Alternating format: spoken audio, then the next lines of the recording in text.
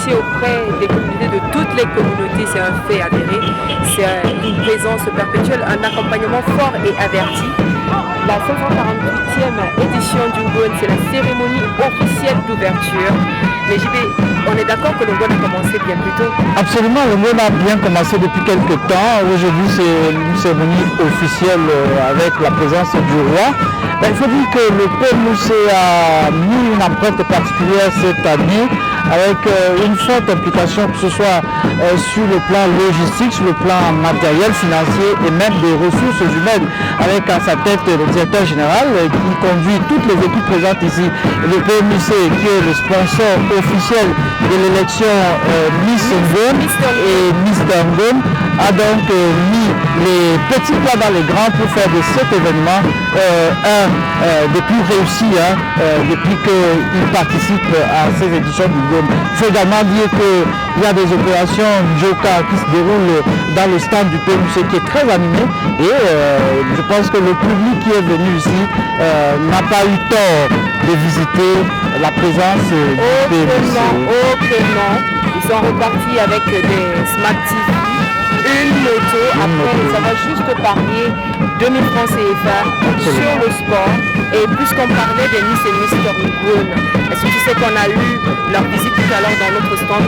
Mais le plus marquant, c'était hier, c'était la grande finale et que au jour d'aujourd'hui, nous savons qui est la plus belle et qui est le plus beau du monde.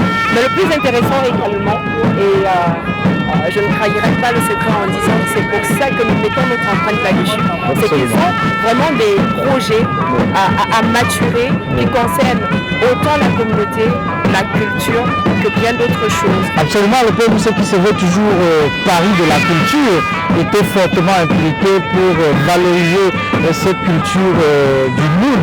Le peuple Bamoun est très dynamique pour défendre sa culture, pour la promouvoir et le PMUC n'a fait qu'apporter son accompagnement à ce dynamique peuple qui est très ancré dans le domaine culturel. Juste derrière nous, JB, je ne sais pas s'il a pris le temps de le faire, c'est la garde. La garde prétorienne du roi, on va le dire ici. Et puis, le site se remplit petit à petit. Là, c'est le roi qui sera installé tout à l'heure. Tout le monde est en train de se déployer, ça sera juste très beau. En avant-goût de la cérémonie de demain qui portera sur le jugement du roi. Pendant quelques moments, disons 1 heure ou 2, le roi sera dépossédé de tous ses attributs. Il sera un Bamoun Lambda et la personne la plus haute gradée du royaume en ce moment-là sera le Premier ministre.